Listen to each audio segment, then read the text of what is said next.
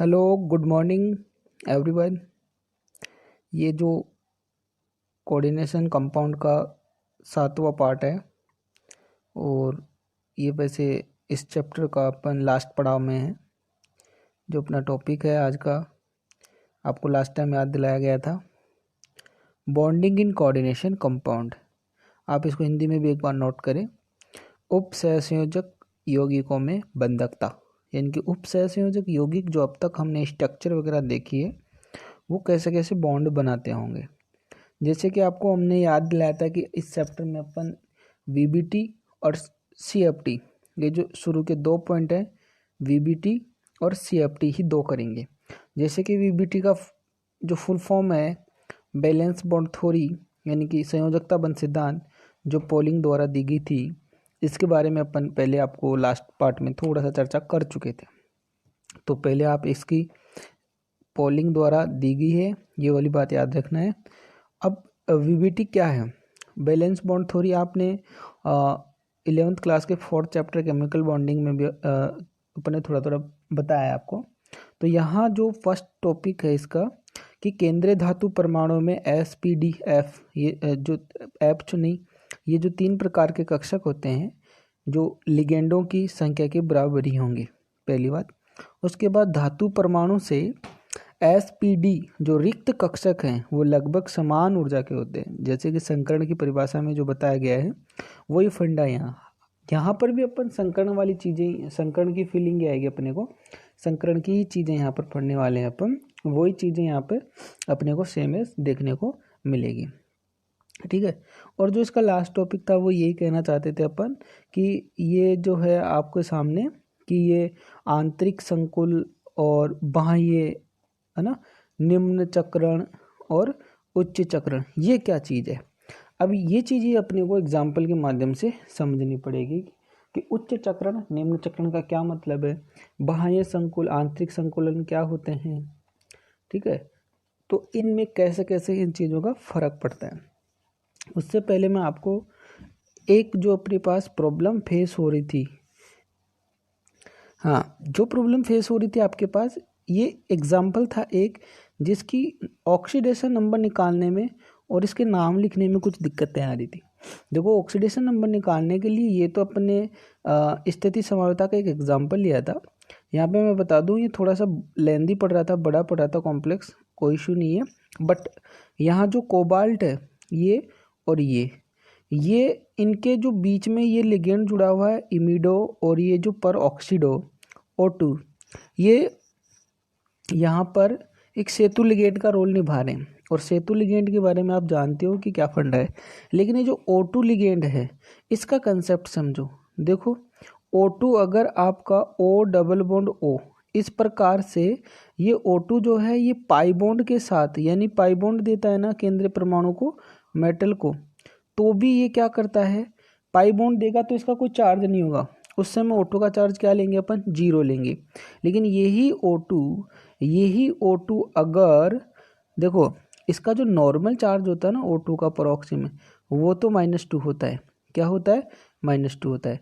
लेकिन ये -2 अपन लिगेंड के केस में जहाँ परऑक्सो O2 का जो चार्ज मानना है ना, वो -1 ही मानना है ना। आप इस बात को समझ सकते हो परऑक्साइड के केस में कि क्यों इसको ऐसा माना जाता है। इस बात को आप थोड़ा सा लिटरली समझो। भले ये जो सेंट्रल सेतु लिगेंड है, बट ये हाफ ही काम आता है ना। तो अगर अपन -12 इसका मानेंगे तो -12 इसके केस में, -12 इसके केस में, दोनों के केस में ये -12 होता है। ठीक है, ये जो इमिडो का -1 चार्ज, इसका -1 मानना है, और क्लोरिडो को 2 -1 चार्ज होगा, और +2 ऑलरेडी ऊपर से। तो यहाँ कोबाल्ट का जो ऑक्सीडेशन नंबर 3 है वो इसका मैक्सिमम, यानी कि एक स्टेबल ऑक्सीडेशन नंबर होता है। धीरे धीरे पता चलेगा कि कोबाल्ट +2 की तुलना में कोबाल्ट +3 स्टेबल क्यों है, ये भी अभी CFT वगैरह में समझ में आ जाएगा। बता रहे हैं, इस चैप्टर का ये सेकंड लास्ट वीडियो होगा ज़्यादा से ज़्यादा। तो इसके केस में ये वाले ऑक्सीडेशन नंबर आप करें। दूसरी चीज़, कुछ एक प्रॉब्लम फेस आ रही थी अपने पास, जो ये जो 2 प्रकार के लिगेंड होते हैं ना, इस प्रकार के लिगेंडों में इस प्रकार के लिगेंडों में दिक्कत आ जाती है, कभी कभी ऑक्सीडेशन नंबर निकालने में आ जाती है, प्रॉब्लम फेस हो जाती है ना। तो इनके केस में मैं बता दूं, देखो ज़्यादातर पीटी वाले के लिए प्रॉब्लम आए तो पीटी वाले के लिए थोड़ा सा ध्यान रखना है। पीटी की जो ऑक्सीडेशन नंबर है ना स्टेबल, वो पीटी की ऑक्सीडेशन नंबर या तो +2 और +4, ये दो ऑक्सीडेशन नंबर ध्यान में रखते हुए पीटी की ऑक्सीडेशन नंबर निकालने की कोशिश करें, पहला काम है ना। ऐसे मन से कुछ भी नहीं मान सकते। और दूसरी बात, जैसे इसके अंदर आपको पता है 2 धनायन है, 2 कॉम्प्लेक्स हैं, ठीक है, जिसमें पहला धनायन होगा तो दूसरा ऋणायन होगा, है ना। अब पहला जितना धनायन होता है दूसरा उतना ही ऋणायन होता है। अब ये 8 वाला सिस्टम भी है ना, हमेशा ये जो सेकंड कॉम्प्लेक्स है ना, ये जो सेकंड कॉम्प्लेक्स जितने भी जो मैंने मार्क किए हैं, इन सब के सेंट्रल मेटल एटम के नाम के अंत में ऑटोमेटिक 8 लगेगा। और ये जो शुरू वाले हैं, ये जो चारों हैं, इनके नहीं लगेगा, क्योंकि ये धनायन मंडल में है। ये क्या है, चारों धनायन मंडल में। अब धनायन मंडल जो भी आपको सिंपल बताया, कोई भी चीज़ को आप जब तोड़ते हो, जैसे ये कैल्शियम ऑक्साइड ही है, कैल्शियम ऑक्साइड को भी तोड़ोगे तो कैल्शियम +2 और ऑक्सीजन -2 में बदलेगा। ऐसे यहाँ पर भी जो पहला कॉम्प्लेक्स है वो आपका प्लस में टूटेगा तो दूसरा, जब इनका एक्वस सॉल्यूशन में डाला जाता है ना, तो इस प्रकार से इनका ऑक्सीडेशन नंबर भी निकालें। ऑक्सीडेशन नंबर मेथड निकालने के लिए ऐसे नहीं कि पीटी को x मान लिया, Cl ऐसे सारा जोड़ के 2x वगैरह, वो मेथड नहीं। वो मेथड कुछ टीचर बताते हैं, कुछ कंसेप्ट लगते हैं, बट बहुत जगह नहीं लगते। तो मेथड आप सही तरीके से उनका ऑक्सीडेशन नंबर निकालें, है ना, इससे पहले भी बताया गया। तो ये 2 प्रॉब्लम थी। 8 कब लगता है, सेतु लिगेंडों का नाम कैसे लिखा जाए, सेतु लिगेंड की ऑक्सीडेशन नंबर कैसे निकाली जाए, और इस टाइप की कुछ एक प्रॉब्लम थी, वो ज़्यादातर वो मैंने बता दी। कुछ मैसेज भी आ रहे थे, ग्रुप में भी आ रहे थे, यूट्यूब के भी आ रहे थे, उन सब की प्रॉब्लम की सोल्यूशन ये हो गई है, ठीक है। अब अपना, ठीक है, तो अब अपन वीबीटी को थोड़ा सा डिटेल में देखते हैं। वीबीटी के लिए जो ये 3 लाइन है, इनको याद करें आप बिल्कुल तरीके से। अब जैसे मान लो मेरे पास एक एग्जाम्पल है, Ni यानी कि निकल CN4, Cn का होल 4 और -2 जो चार्ज है, इसका नाम आपको पता है। अब यहाँ पे माइनस चार्ज आ रहा है, इट मीन्स ये कॉम्प्लेक्स क्या है, नेगेटिव कॉम्प्लेक्स है। तो सेंट्रल मेटल एटम के नाम में क्या लगेगा, 8 लगेगा, इसलिए तो टेट्रासाइनो निकलेट और सेकंड, और लास्ट में इसका नाम जो है वो यहाँ पे आपको आयन भी लगाना पड़ेगा। ये आयन नहीं लग रहा, आप आयन लगाएं, ठीक है ना। तो ये लास्ट में आयन भी लगाएं, ठीक है। अब देखो यहाँ करना क्या है, इससे पहले ये सब चीज़ें निकालनी पड़ेगी आपको। अभी आपने निकल का ऑक्सीडेशन नंबर निकाल लिया, ठीक है, +2 आ गया। तो यहाँ पे निकल के साथ जुड़ने वाला लिगेंड जो है Cn, वो एक स्ट्रॉन्ग लिगेंड है, परबल लिगेंड है।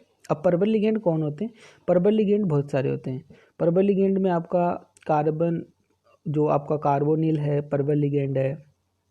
आपका En परबल लिगेंड है, NO2 परबल लिगेंड है, H2 परबल लिगेंड में आता है, Cn परबल लिगेंड है, NH3 परबल लिगेंड है। 4-5 परबल लिगेंड हैं।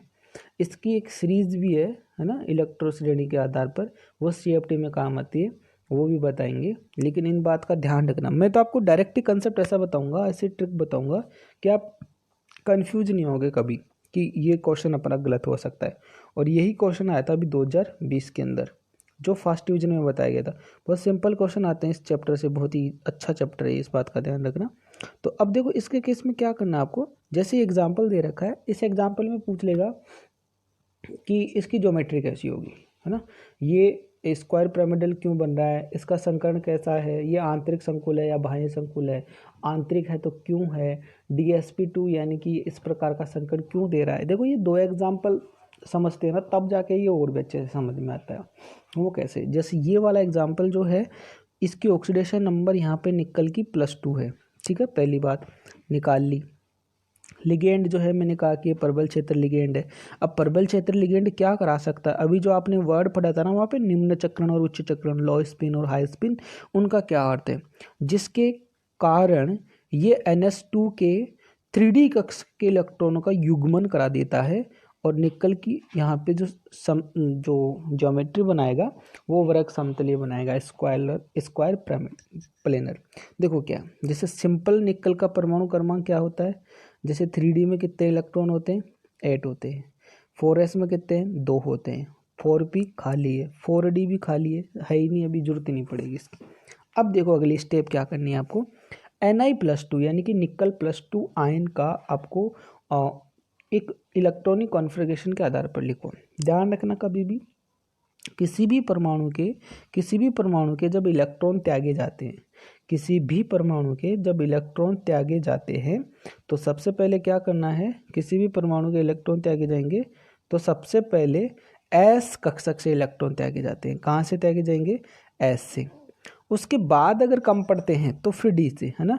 लेकिन यहाँ कम पड़ने वाली बातें नहीं है, यानी कि यहाँ +2 का मतलब है 2 इलेक्ट्रॉन गए 4s से। अभी 3D में कितने इलेक्ट्रॉन बच रहे हैं, 8 इलेक्ट्रॉन बच रहे हैं, 8 बच रहे हैं पूरे के पूरे, है ना। 4s खाली हो गया, 4p पहले से खाली था।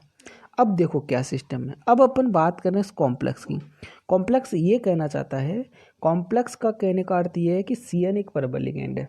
परबल लिगेंड का अर्थ हुआ जैसे मान लो ये एक कॉलोनी है, इसकी किसकी कॉलोनी है। अब जैसे ये आपको ये भरना है, अब जैसे CN है, आप मैंने बता रखा है कि जो लिगेंड होते हैं अपने, उनको पूरा का पूरा कक्षक खाली चाहिए। क्यों, क्योंकि ये 2 इलेक्ट्रॉन देने की कैपेसिटी रखते हैं, यानी कि ये कोऑर्डिनेशन बॉन्ड बनाते हैं। ये जो अपना CN लिगेंड है ना, ये CN ligand central metal atom को दोनों इलेक्ट्रॉन डोनेट करता है।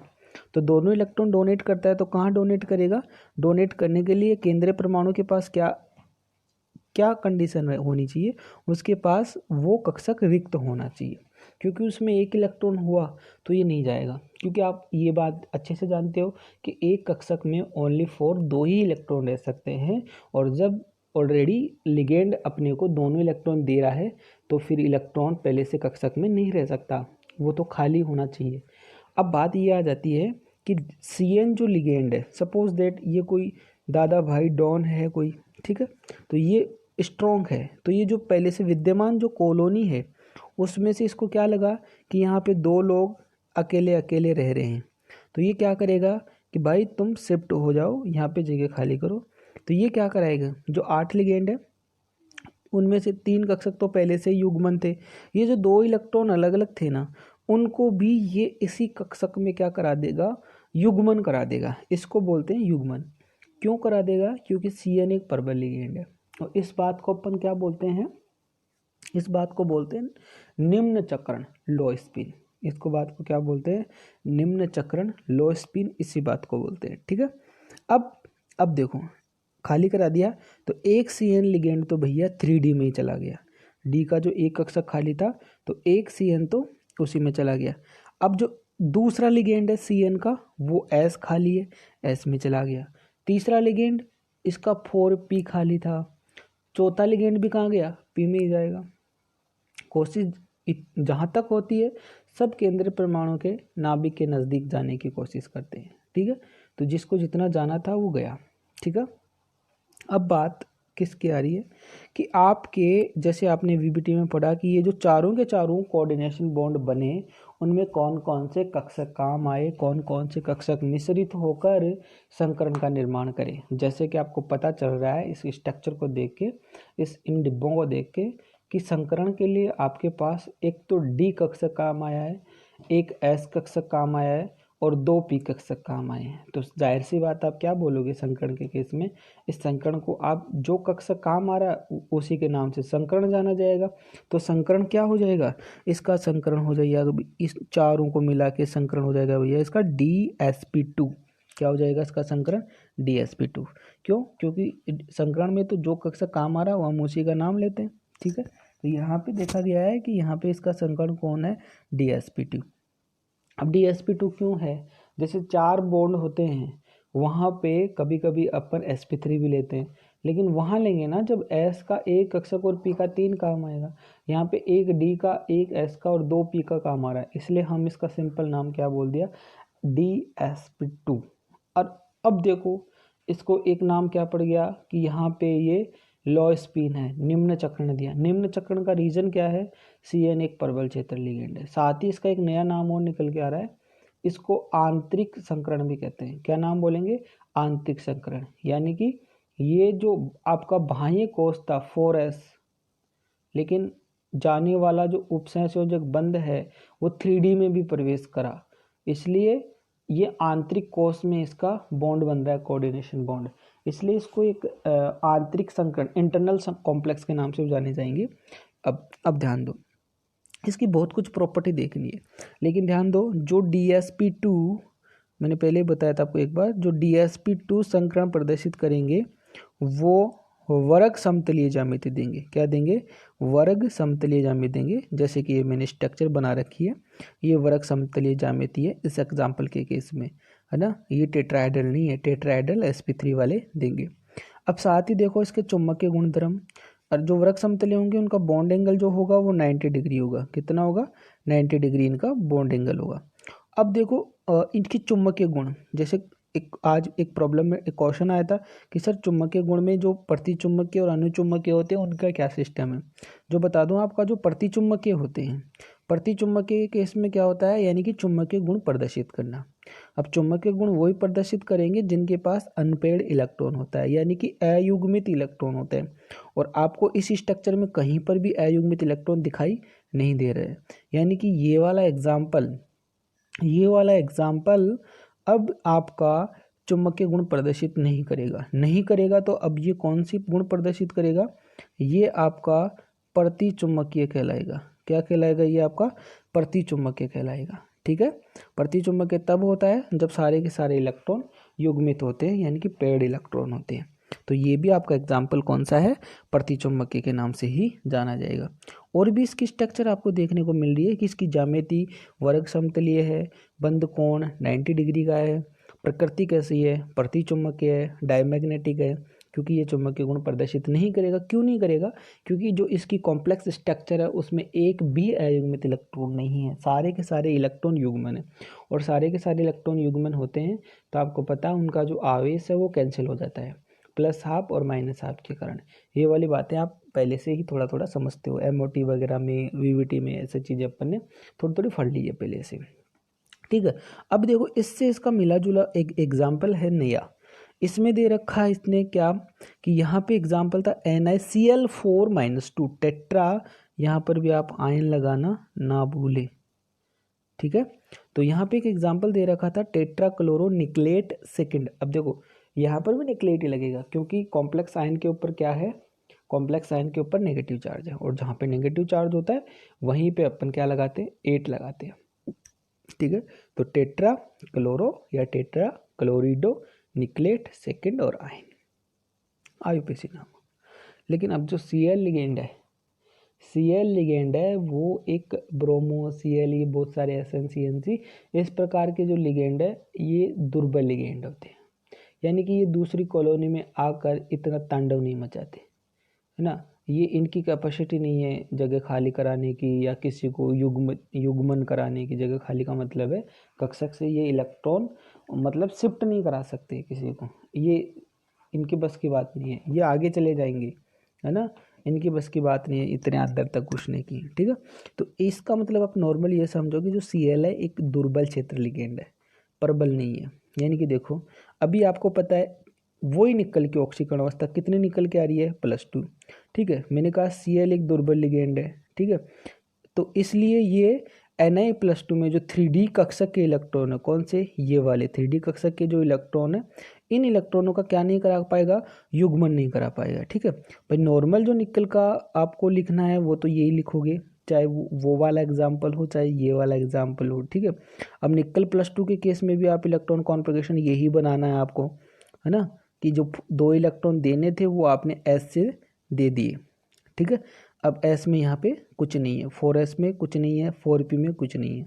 लेकिन जैसे ही मैंने कहा ये कॉम्प्लेक्स फॉर्मेशन हुआ तो आपका Cl एक प्रबल लिगेंड नहीं होने के कारण ये जो अलग अलग इलेक्ट्रॉन है, जैसे वो इलेक्ट्रॉन था आपका Cn जो लिगेंड था उसने पेयरिंग कराई, युग्मन कराया, लेकिन Cl नहीं कराएगा तो आपको पता है कि अब Cl यहाँ पे काम नहीं आएगा। अब Cl का जो पहला ही लिगेंड है वो आपके S में चला गया, दूसरा P में, तीसरा P में, ये चौथा भी P में, तो चारों के चारों लिगेंड इधर बाहर ही आ गए, है ना। आंतरिक कौन है? 3, बाहर कौन सा है? चौथा। ठीक है, तो अब क्या हो रहा है यहाँ पे? अब अपन क्या बोलेंगे, कौन कौन से कक्षक काम आए? तो खाली कक्षक कौन से मिले? ये चारों। कौन थे ये?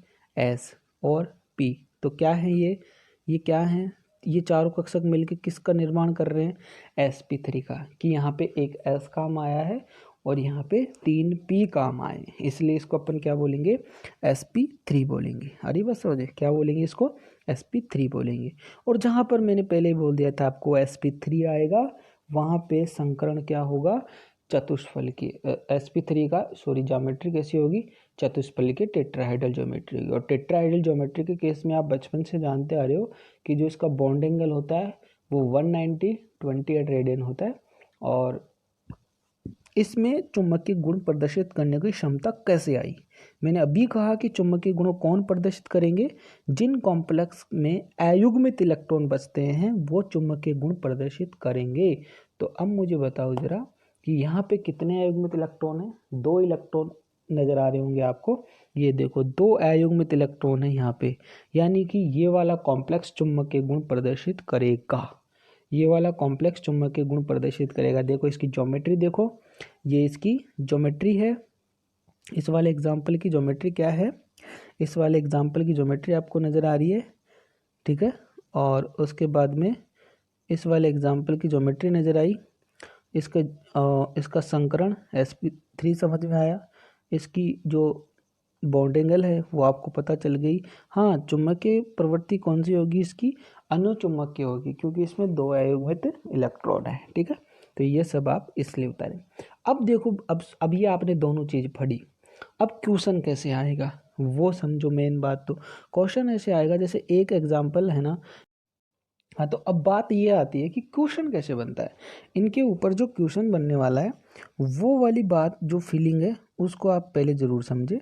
जैसे जैसे मान लो 2 एग्जाम्पल एक साथ सेट हो जाते हैं, जैसे एक तो आ गया आपका NiCN4 और -2, और इसका जो दूसरा एग्जाम्पल था कौन सा, जैसे अभी अपन ने देखा NiCl4 और ये -2, ठीक है।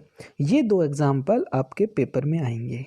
आएगा क्या कि NiCN4 -2 एक प्रतिचुंबकीय संकुल है, जबकि NiCl4 -2 एक अनुचुंबकीय संकुल है। क्यों, समझाइए, अकॉर्डिंग टू VBT के अनुसार समझाइए। पहला क्वेश्चन इनका बनने का तरीका, दूसरा क्वेश्चन इसी से कैसे बनेगा वो समझो। यही क्वेश्चन बना है अभी NiCN4 वाला ही 2020 के अंदर, ठीक है। तो अब देखो नेक्स्ट क्वेश्चन कैसे पूछ सकता है, ये पूछ सकता है NiCN4 -2 एक आंतरिक संकुल है, जबकि NiCl4 -2 एक बाह्य संकुल है। ये भी पूछ सकता है, ये भी दे सकता है नेक्स्ट क्वेश्चन कि ये जो आपका एग्जाम्पल है वर्ग समतली है, जबकि ये आपका टेट्राहेड्रल है। क्वेश्चन तो बनने को और भी बनता है। ये निम्न चक्रण दे रहा है, ये उच्च चक्रण दे रहा है, क्यों, क्योंकि इसमें इलेक्ट्रॉनों का युग्मन हुआ। मैंने बताया युग्मन कैसे हुआ, CN प्रबल लिगेंड होने के कारण 3D कक्षकों में शिफ्टिंग हुई, यानी कि युग्मन हुआ, जबकि ये युग्मन नहीं करा पाया, इसलिए इसको अपन निम्न चक्रण बोलेंगे और इसको क्या बोलेंगे, उच्च चक्रण बोलेंगे। क्या बोलेंगे, इसको उच्च चक्रण बोलेंगे। इसका संकरण DsP2 और इसका संकरण sp3। इसका जो बॉन्ड एंगल है वो 90 डिग्री है, जबकि इसका बॉन्ड एंगल कितना है 109/28 रेडियन। ये अपन जानते हैं, है ना। इसका संकरण में, चुंबकीय गुण में, सब में जो परिवर्तन आ रहा है वो ही रीजन के साथ पूछेगा। तो आपको रीजन में क्या पता होना चाहिए, ध्यान दो। अब जो मैंने ये वाली जो बातें गिनाई हैं आपको, कौन कौन सी बातें गिनाई, मैंने जो बातें गिनाई हैं आपको, कौन सा, एक तो मैंने गिनाया प्रतिचुंबकीय, क्या, प्रतिचुंबकीय, एक आंतरिक संकुल, कौन सा गिनाया, आंतरिक संकुल। अब आंतरिक संकुल, प्रतिचुंबकीय, वर्ग समतलीय, क्या गिनाया, वर्ग समतलीय, ठीक है। ये सब करैक्टर हैं, ये सब करैक्टर हैं किस रीजन से, ये सब करैक्टर का रीजन एक ही है कि इनके साथ आने वाला लिगेंड एक परबल क्षेत्र लिगेंड है। क्या है, एक परबल क्षेत्र लिगेंड है जो D कक्षकों का युग्मन करा देता है। और जो इसके विपरीत गुण प्रदर्शित करेंगे, इसके विपरीत यानी कि 4 समन्वय मंडल में इसके विपरीत करने वाला चतुष्फलकीय, प्रतिचुंबकीय की जगह अनुचुंबकीय, आंतरिक की जगह बाह्य संकुल। तो रीजन है वो जो लिगेंड है वो इलेक्ट्रॉनों का युग्मन नहीं करा पा रहा है। ठीक है, ऐसे क्वेश्चन बनते हैं इसके अंदर। क्वेश्चन जैसे ये मैंने लिखा, चैप्टर लास्ट पड़ाव पे है, जैसे ही चैप्टर खत्म होगा इस चैप्टर के लिए आपको फास्ट रिवीजन के नाम से 4 वीडियो पहले से बने हुए हैं, लिंक मिलेगा आपको, तो उसका भी आप हेल्प ले सकते हो। फिर इसका जो टेस्ट होगा वो MCQ टेस्ट होगा एक बार, और फिर इसका टेस्ट शॉर्ट नोट का अलग से होगा। ठीक है, तो टेस्ट देने के लिए भी आप तैयार रहें। टेस्ट कैसे होगा, ग्रुप में आपको पेपर मिलेगा और उसका जो आप कॉपी होगी आपकी, वो कॉपी आप मेरे को दोगे। ठीक है, अब देखो इससे रिलेटेड है ये एक एग्जाम्पल और अपन आप जल्दी समझ जाओगे इस बात को, अब टाइम नहीं लगेगा आपका।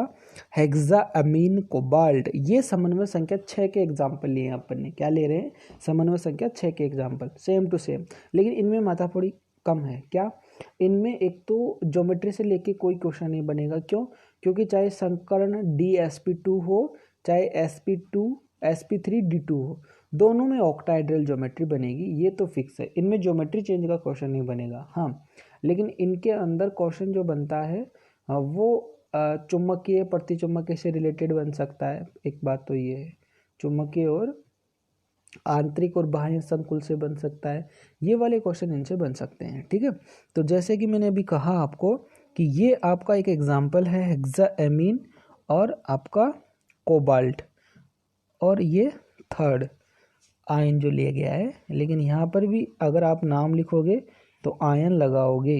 ठीक है, ये मैंने किसी का जले विलीन तोड़ा इसलिए ये नहीं लगाया गया है। आप अगर इसका नाम लिखो तो हेक्साअमीन कोबाल्ट थर्ड और आयन, ऐसे लिखना पड़ेगा इसका नाम। ठीक है, ये पूरा नाम नहीं लिखा हुआ था मेरी तरफ से। अब ध्यान दो, ये एग्जाम्पल जो आपने उठाया है उस एग्जाम्पल के अकॉर्डिंग आप जरा सोचो। NH3, फिर मैं बोल रहा हूँ NH3 परबल लिगेंड है, CO परबल लिगेंड है, H2O परबल लिगेंड है, CN EN NO2, ये कुछ परबल लिगेंड होते हैं। ठीक है, और परबल लिगेंड ये होते याद कैसे हो जाएंगे, देखना इसकी खास बात है। जो परबल लिगेंड हैं वो ऑलमोस्ट आंतरिक संकुल बनाएंगे, उनका चुंबकीय गुण होगा ही नहीं, या तो प्रतिचुंबकीय होगा या उनका चुंबकीय गुण बहुत कम होगा। ठीक है, और जो दुर्बल लिगेंड होते हैं वो बाह्य संकुल बनाएंगे और वो अनुचुंबकीय गुण प्रदर्शित करेंगे, ये उनकी खास बात होती है, ध्यान रखना लाइफ में कभी भी। ठीक है, अब देखो आगे क्या करते जाते हैं अपन कि यहाँ पे अपन को इसकी ऑक्सीकरण अवस्था निकालने के बाद इसके परमाणुओं को इनके कक्षकों में ऐसे फिल करते हैं। यहाँ पे आपको पता है कोबाल्ट जो है उसका परमाणु क्रमांक 27 होता है, और आपको सिखा रखा है शॉर्ट नोट में, आपने इलेक्ट्रॉन कॉन्फ़िगरेशन भरा है। तो डी में कितने बच रहे हैं इसके 7, तो ये हमने 3D के जो 7 इलेक्ट्रॉन है इनको भर दिया। 4s में 2 बच रहे हैं उनको भर दिया। 4p इसका खाली है। 4d अपने को कोई काम नहीं आ रहा, खाली तो है ही। ठीक है, अब कोबाल्ट +3 का इलेक्ट्रॉन विन्यास भरो। कोबाल्ट +3 आयन का इलेक्ट्रॉन विन्यास भरोगे आप, तो मैंने कहा कि जो इलेक्ट्रॉन डोनेट करने हैं पहले आप S से दो, तो S से कितने इलेक्ट्रॉन निकाल दिए, 2। अब एक इलेक्ट्रॉन कहाँ से निकालोगे, D से, यहाँ से निकाल दिया। तो अब D में कितने बचे, 6 इलेक्ट्रॉन बचे। 6 को भरने का तरीका हुंड पाउली आफो, कैसे भरेंगे, 1 बाई 1। तो आपने 1 बाई 1 भरा, एक ऑर्बिटल में रिपीट हो गया, कोई बात नहीं। आपका S पूरा खाली हो गया, 4s खाली है, 4p ऑलरेडी खाली है। अब ये कोबाल्ट +3 आयन का भी आपने इलेक्ट्रॉन कॉन्फ़िगरेशन भर दिया। अब बात आती है जब कॉम्प्लेक्स निर्माण की। आपको पता है जो संकर्ण बनता है उससे पूर्व ही ऐसी व्यवस्था होती है कि उनके जो लगभग समान ऊर्जा के जो कक्षक होते हैं वो मिश्रित होकर नए कक्षकों का निर्माण करते हैं। ऐसा अपन संकर्ण की परिभाषा में पढ़े हैं। तो यहाँ पे देखो, मैंने जैसे अभी आपको कहा कि यहाँ पे NH3 एक परबल लिगेंड है, तो NH3 एक परबल लिगेंड है, तो इस 3D की कॉलोनी में 4 कक्षक ऐसे हैं जिनमें एक एक इलेक्ट्रॉन राज कर रहे हैं। और अब ये जो है ये बहुत ही मतलब तांडव करेगा यहाँ पे आके, ये राज करने नहीं देगा इनको। यानी कि इस कॉलोनी में जो जितने भी एक एक बंदे हैं उन सबको ये क्या करेगा, शिफ्ट करवाएगा, और इन सबको क्या कर देगा, शिफ्ट कराएगा। तो यहाँ से एक एक 4 में है तो ये 2 कक्षक आराम से खाली करवा सकता है। जैसे वहाँ पे एक कक्षक खाली करे तो यहाँ पे कितने कक्षक खाली कराने, 2। जैसे कि 4 इलेक्ट्रॉन है अलग अलग, ये 4 अलग अलग इलेक्ट्रॉन जो हैं वो यहाँ पे 2 कक्षकों में सिमट गए, है ना। यानी कि 6 हैं, लेकिन ये 6 कैसे भर गए, शुरू के में भर गए, यहाँ पे वो उसका पालन नहीं हुआ। यानी कुल मिला के बात ये है, NH3 में इतनी शक्ति थी कि ये 3D के 2 कक्षक पूर्ण रूप से खाली कराने में सक्षम है। बात ये समझनी है, ठीक है। अब सक्षम है तो NH3 क्या कर रहा है यहाँ पे, मैंने कहा कि हर कोई लिगेंड चाहता है वो नाभिक के केंद्रीय परमाणु के नज़दीक जाए, तो NH3 यहाँ पे डेरा डाल दिया शुरू में ही। दूसरा NH3 भी दूसरे खाली कक्षक में चल गया। तीसरा NH3 मिला S में चला गया, क्योंकि S की पेंट्रेशन पावर भेदन क्षमता सबसे ज़्यादा होती है, तो S में भी जाना चाहते हैं। फिर जिनको जगह नहीं मिली बेचारे कहाँ जाएंगे, P में चले गए, ठीक है। तो 3 कक्षक P के भी खाली थे, तो 3 इनको वहाँ जगह मिल गई। कुल मिला के अपने 6 के 6 लिगेंड इन कक्षकों में सेट हो गए, जो इनको खाली मिला, जैसे जगह मिली वैसे चले गए, ठीक है। अब बात वही है कि इनमें कौन कौन से कक्षक काम आए, उसके हिसाब से अपन संकरण निकाल लेते हैं। जैसे कि आपको दिख रहा है यहाँ पे कि 2 कक्षक तो D के काम आए, पहले D के काम आए, इसलिए हम D2 पहले बोलेंगे। क्या बोलेंगे, इन सबको मिलाकर निष्कर्ष निकलता है कि संकरण होगा अपना D2, एक S आ रहा है और 3 P आ रहे हैं, इसलिए संकरण क्या निकल रहा है, D2sp3, D2sp3 का संकरण। और जहाँ D पहले आ रहा है, यानी कि आंतरिक संकुल, ये कौन सा संकरण कहलाएगा, आंतरिक संकुल, है ना, आंतरिक संकुल संकरण के नाम से जाना जाएगा। अब आप पहचान गए कि इसमें चुंबकीय गुण की क्या स्थिति रहेगी, चुंबकीय गुण नहीं होगा, यानी कि ये प्रतिचुंबकीय होगा। क्या होगा, ये प्रतिचुंबकीय होगा। और मैंने जैसे कहा संकरण चाहे समन्वय संख्या 6 है, उनके केस में चाहे संकरण आपका D2sp3 हो या sp3D2 हो, ध्यान रखना। ऐसे संकरण के केस में अपन ने 11th क्लास में पहले बताया था आपको कि संकरण sp3D2 ही नहीं D2sp3 भी होता है, ये हम आगे की क्लास में बताएंगे, और वो बारी आज आ गई है आगे की क्लास की, ठीक है। तो अब ज्योमेट्री इसकी क्या होगी, ऑक्टाहेड्रल ही होगी। जैसे मैंने आपको दिखा दिया यहाँ पे कि ये जो ज्योमेट्री है वो ऑक्टाहेड्रल ज्योमेट्री है। ऑक्टाहेड्रल में आपका जो कोण होता है वो 90 डिग्री एंगल होता है। ज्योमेट्री इसके अष्टफल की होगी, प्रतिचुंबकीय होगा, क्योंकि इसमें एक भी इलेक्ट्रॉन अयुग्मित नहीं है, इसलिए ये प्रतिचुंबकीय होगा, ठीक है। संकरण जो इसका D2sp3 होगा, और ये आंतरिक संकुल संकरण कहलाता है, ठीक है। सेम टू सेम ऐसा ही एक एग्जाम्पल और लेते हैं समन्वय संख्या 6 के लिए, ताकि आपके पास क्वेश्चन समझने के लिए एक पुटअप समझ में आ जाए। क्वेश्चन है एक COF6 और -3 आ गया है गाइज यहाँ पे। तो मैं आपको बता दूं -3 आ गया है, तो ये चार्ज +3 आ गया कोबाल्ट का, आप समझ गए कैसे आया। तो हेक्साफ्लोरिडो कोबाल्टेट, यहाँ पे 8 लगेगा, कोबाल्टेट थर्ड, और आप लास्ट में आयन लगाओगे, यहाँ पे क्या लगाओगे, आयन लगाओगे नाम के एंड में, ठीक है। अब यहाँ मैं बता दूं फ्लोरो एक प्रबल लिगेंड नहीं है, यानी कि दुर्बल लिगेंड है। फ्लोरो क्या है, दुर्बल लिगेंड है, ठीक है। +3 ऑक्सीकरण अवस्था है, दुर्बल लिगेंड होने के कारण 3D कक्षकों का युग्मन नहीं करा पाएगा। अब युग्मन नहीं करा पाएगा तो अब कैसी व्यवस्था होगी, जैसे कि आपने तुरंत समझ गए इस बात को कि सर कोबाल्ट का जो परमाणु क्रमांक है वो जो आपका 27 है, उसके अकॉर्डिंग हमको भरना क्या था, कोबाल्ट का परमाणु क्रमांक 27 था हमारी नज़र में, तो हमको भरना क्या था वो आप समझ गए, आपको क्या भरना था। जैसे कि कोबाल्ट परमाणु 27 क्रमांक है और ऑक्सीकरण अवस्था +3 है, तो जो 2 इलेक्ट्रॉन निकालने थे, वो जो 2 इलेक्ट्रॉन निकालने 2 S से निकालेंगे और 1 D से निकालेंगे, जैसे कि अपन पहले निकाल चुके हैं। अब हमारे पास D में 6 इलेक्ट्रॉन बच रहे हैं, ठीक है। S खाली पड़ा है, P खाली पड़ा है, इसका तो D भी खाली पड़ा है। यहाँ D आया काम में आएगा, अब देखो कैसे पता चला, धीरे धीरे समझ में आएगा, ठीक है। जैसे मैंने अभी याद दिलाया कि जैसे कॉम्प्लेक्स निर्माण बनेगा, कॉम्प्लेक्स के इस टाइम आपके पास क्या नहीं होगा, युग्मन नहीं होगा, यानी कि ये जो एक एक इलेक्ट्रॉन नज़र आ रहे हैं ना यहाँ पे फ्लोरिडो लिगेंड एक सेंट्रल एटल एटम से नहीं जुड़ सकता, क्योंकि मैंने आपको कंडीशन पहले ही बता दी, यहाँ पे वही जुड़ता है जब पूरा का पूरा कक्षक खाली होता है। क्यों, क्योंकि लिगेंड तो केंद्रीय परमाणु को खुद 2 इलेक्ट्रॉन दे रहा है। अब 1 इलेक्ट्रॉन पहले से अगर वहाँ है तो ये कैसे काम चलेगा बताओ, 3 इलेक्ट्रॉन हो जाएंगे एक घर में, ये तो प्रकृति का विनाश हो जाएगा ना, सिस्टम के उल्टा हो जाएगा, कभी नाराज हो जाएगा इस बात को, ठीक है।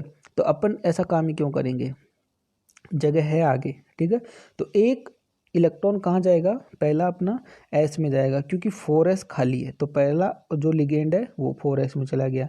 नेक्स्ट 3 लिगेंड P में चले गए, फिर उसके नेक्स्ट 2 लिगेंड आगे वाले उसमें चले गए, किस में, D में। 4d भी तो खाली पड़ा है, ठीक है। अब देखो आप कुल मिला के कौन कौन से कक्षा काम आए, पहले कौन सा कक्षा काम आया, S, फिर 3p क्या है, फिर 2d क्या है, तो संकरण क्या बोलेंगे, sp3d2, वो क्या था d2sp3, यानी कि यहाँ पे इसको अपन क्या बोलेंगे, इसको बाह्य संकरण बोलेंगे, क्या बोलेंगे, इसको बाह्य संकरण बोलेंगे। अब ध्यान दो इसकी प्रवृत्ति कैसे चेंज हुई, कैसे चेंज हुई, यहाँ पे आपको नजर आ रहा होगा कि सर यहाँ तो ज्यामितीय अष्टफलकीय ही है, बिल्कुल सही जवाब। यहाँ लेकिन प्रतिचुंबकीय गुण दे रहा है, चुंबकीय क्या दे रहा है, प्रतिचुंबकीय, क्योंकि आप गौर से देखो इस कॉम्प्लेक्स में आपको 4 अयुग्मित इलेक्ट्रॉन नजर आ रहे होंगे, शायद कितने इलेक्ट्रॉन, 4। और अपन बताएंगे कि चुंबकीय गुण निकालते भी हैं हम, कैसे निकालते हैं इसका भी फॉर्मूला पुटअप करेंगे आपको अगले वीडियो में, कि चुंबकीय गुण जितने ज़्यादा अयुग्मित इलेक्ट्रॉन होते हैं उसका उतना ही ज़्यादा चुंबकीय गुण होता है। चुंबकीय गुण निकालने का फॉर्मूला भी बता देंगे आप, है ना, टेंशन मत लो आप, ऐसे, है ना। तो अब ये वाली बात समझ में आ गई आपको सारी की सारी। इसमें भी क्वेश्चन ऐसे ही बनेगा, दोनों एग्जाम्पल देंगे, जैसे पूछेंगे ये प्रतिचुंबकीय है, ये अनुचुंबकीय है ना, ये बाह्य संकरण देता है, ये आंतरिक संकरण देता है, ये निम्न चक्रण देता है, ये उच्च चक्रण देता है। निम्न चक्रण का अर्थ हुआ जिसमें इलेक्ट्रॉनों का युग्मन होता है, और उच्च चक्रण का मतलब हुआ जिसमें इलेक्ट्रॉनों का युग्मन नहीं होता है, ठीक है। तो थैंक यू सो मच। आज वाला वीडियो वैसे भी थोड़ा सा 5-10 मिनट लेंथी बन गया है, लेकिन अगले वीडियो में इस चैप्टर को ख़त्म कर देंगे, और फिर जो टेस्ट का प्रावधान है वो जल्दी से जल्दी देखेंगे। तो गाइज इस वीडियो को देखने से पहले इसके जो सारे पार्ट हैं वो पहले देखें, तभी ये वाली बात समझ में आएगी, ठीक है। Thank you so much.